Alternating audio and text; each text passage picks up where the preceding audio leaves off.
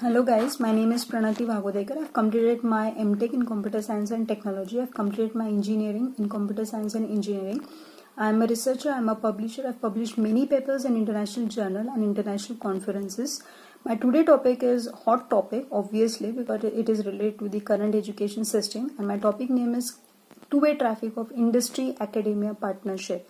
It means that institute should collaborate with the industry and industry also should collaborate with the institute to make each and every student's future bright.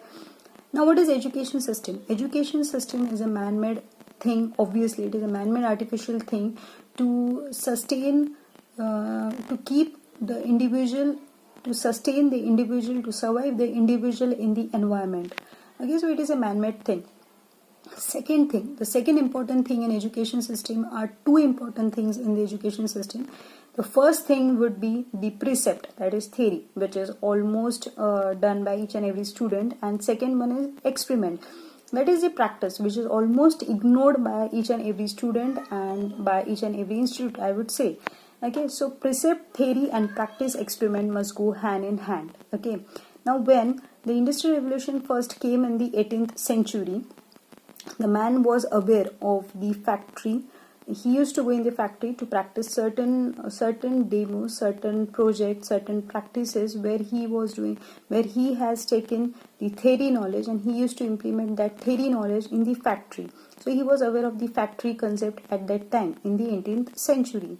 Now this industry academia partnership can be given as a three names. Okay, it can call by the three names, that is industry institute linkage, industry institute partnership, industry collaboration. Okay, and this name is given as 3IS. Okay, 3IS means why? It is it's initially starting by the I, so it is given as a 3IS. So it is industry collaboration, industry institute partnership and industry institute linkage.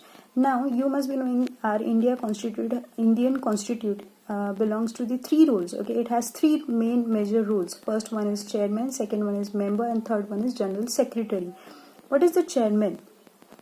Okay, he is a main, obviously. The members and the underneath the chairman, and the general secretary, which controls all over the bodies. Okay, which is the main officer, I would say. Okay, now if IIPC commits or if IIPC gets proposed to the education system that to build some constitution education system as per the constitution in India, what would be the scenario in the constitution? So the scenario can be like this: the chairman can be your principal, the members can be the HODs, and the general secretary is a training and placement officers. Okay, so there are some few proposals for the principal as well. That is, he should have 5 years of industrial experience. He should have 5 years of industrial experience at least, and he should have some leadership qualities. Okay, second should be the faculty should be same for the 3 months compulsory industrial training. Okay, there should be 3 months industrial training.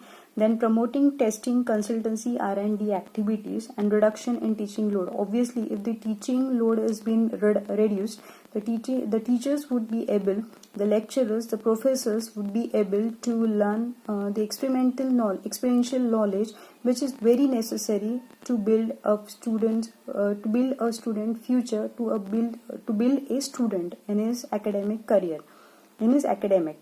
Okay, now in the education system, the two main things were there, the two main vital blocks were there. First was the mind and physical training were the important aspects, or I would say the vital blocks in the education system, which were carried by the Asian Gurukul system.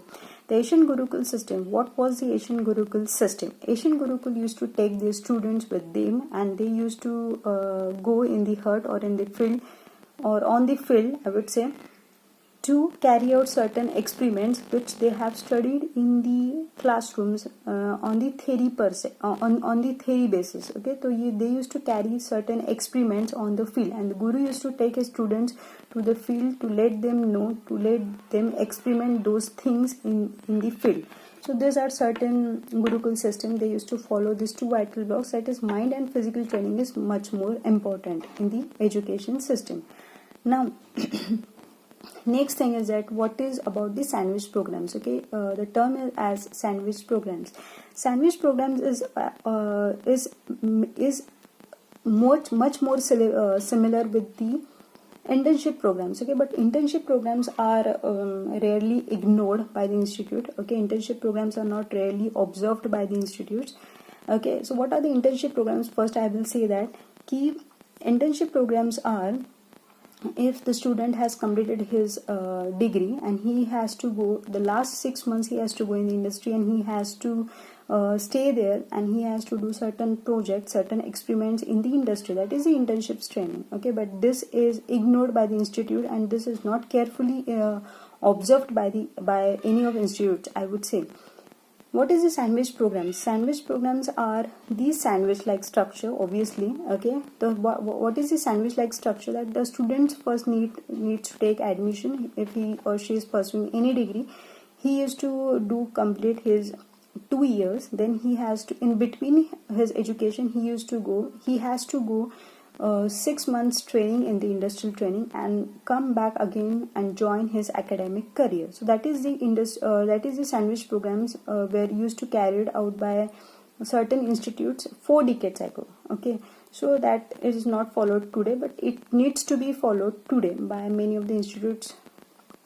Now next thing is that NEP. What is National Education Program? National Education Program in 1986. Okay, they decoupled degrees from jobs. They were not aware of jobs, and they used to say that degrees are more important for students. They should not concentrate on jobs. Yeah, it is right. Okay, because it doesn't mean for them, but they should give some skill set knowledge. They should give some industry knowledge. They should give something in between their academic career building.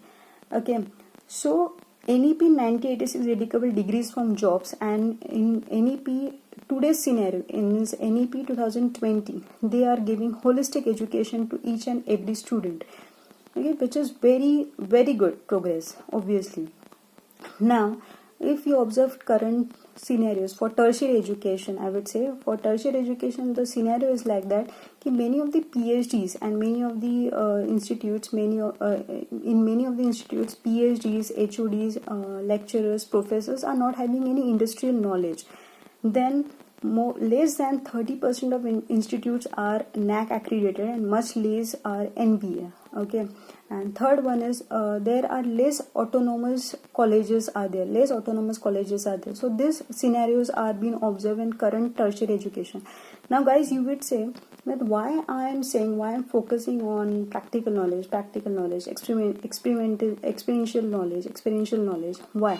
I will not say theory is not bad. Okay, theory is not bad. It is good. Okay, but it is bad when that theory is not implemented on practical basis, and on practical basis, okay, we don't know how to earn money on those theory concepts. Then that theory knowledge is not of use, obviously.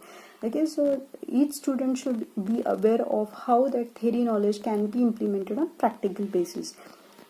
So this is all over the current education system.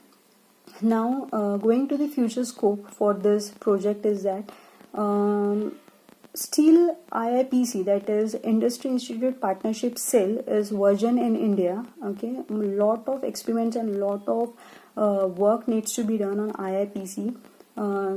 IIPC success. Okay, so it is still virgin in India, and lots of effort needs to be taken, lots of observations needs to be done, and lots of works need to be done to have IIPC success. The conclusion for today's project is that, okay, for the fruitful and effective outcome of education system, experiential knowledge is equally important. Obviously, experiential knowledge is totally important. The last thing I would say that I have established some proposals of IIPC sales, of IIPC partnership. I have proposed some policies for the internship programs. I have proposed some utilization, the right way of lab utilizations in this paper, and by this way I conclude this project till today. Now going to the last statement of mine, I would say what is lab utilization. Okay, I will give one example. My dad, my father, is the IIT Kharagpur PhD. He has done PhD from IIT Kharagpur, and when he was working in the government college as a professor, he used to give his students the lab. In the part-time lab, he used to give his students.